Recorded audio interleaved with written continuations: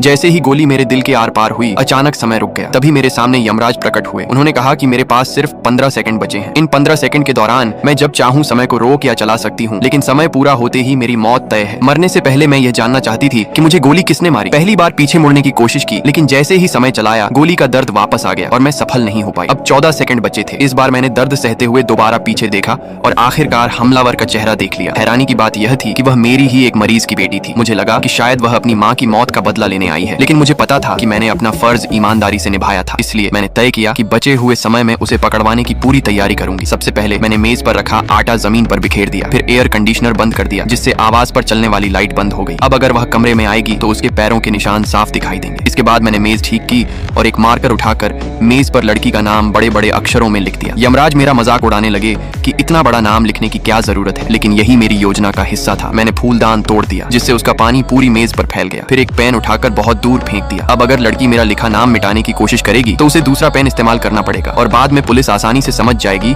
कि लिखावट बदली गई है। लेकिन असली जाल अभी बाकी था। मैंने गीले गुलाब का फूल बिजली के सॉकेट में लगा दिया। अब पूरे गुलदस्ते में करंट दौड़ने लगा। जैसे ही मैं उसे छोड़ूंगी, करंट फूलों के रास्ते मेज तक पहुंच जाएगा। अगर लड़की नाम मिटाने के लिए मेज को छुएगी तो उसे जोरदार बिजली का झटका लगेगा। लेकिन मुझे लगा कि सिर्फ मेज पर फैला पानी काफी नहीं होगा, इसलिए मैंने एक बाल्टी को भी लात मार कर गिरा दिया ताकि जमीन पर और पानी फैल जाए। अब पूरा जाल तैयार था। यमराज भी मेरी इस योजना को देखकर हैरान रह गए। इतने में मुझे कुछ दिन पहले की एक घटना याद आ गई। मैं अपनी मरीज के घर गई थी, जहाँ मुझे उसकी माँ का सुसाइड नोट मिला था। वह दवा खाकर अपनी जान देना चाहती थी। मैंने चुपके से उसकी दवा बदलकर उसकी जगह टॉफियां रख दी थी ताकि उसकी जान बच जाए। लेकिन उसी समय उसकी बेटी घर लौट आई थी। उसने मुझे दवा बदलते हुए देख लिया और उसे लगा कि मैंने ही उसकी माँ को मार दिया है। शायद इसी गलतफहमी में वह आज मुझे मारने आई थी। ये सोचकर मेरा दिल पसीज गया। मैंने अपने लगाए हुए जाल को थोड़ा कम खतरनाक बनाने के लिए गुलदस्ते में लगा एक फूल निकाल दिया ताकि अगर उसे करंट लगे भी तो उसकी मौत की संभावना कम हो जाए। यही आखिरी दया थी जो मैं उसके लिए कर सकती थी। अब मेरे पास 5 सेकंड से भी कम समय बचा था। मैं जमीन पर पड़े उस खत तक पहुंचने की कोशिश कर ही रही थी कि तभी दूसरी गोली भी मेरे शरीर को चीरते हुए निकल गई। यमराज ने बताया कि इन 15 सेकंड के दौरान लड़की बाहर जाकर दूसरी गोली चलाने की तैयारी भी कर चुकी थी। अब मेरे पास 1 सेकंड से भी कम समय बचा था। मैंने पूरी ताकत लगाकर सामने पड़े खत की ओर हाथ बढ़ाया ताकि किसी तरह लड़की को सच्चाई का पता चल सके। कुछ देर बाद लड़की जूते पहनकर कमरे में दाखिल हुई। उसने मेज पर अपना नाम लिखा देखा और उसे मिटाने के लिए पेन उठाया, लेकिन उसे शक हुआ कि यह इतना आसान नहीं हो सकता। उसने देखा कि दूसरा पेन दूर फेंका हुआ था, इसलिए उसने दूसरा पेन उठाकर नाम मिटाने की कोशिश की। जैसे ही उसने मेज को छुआ, मेरे लगाए हुए जाल की वजह से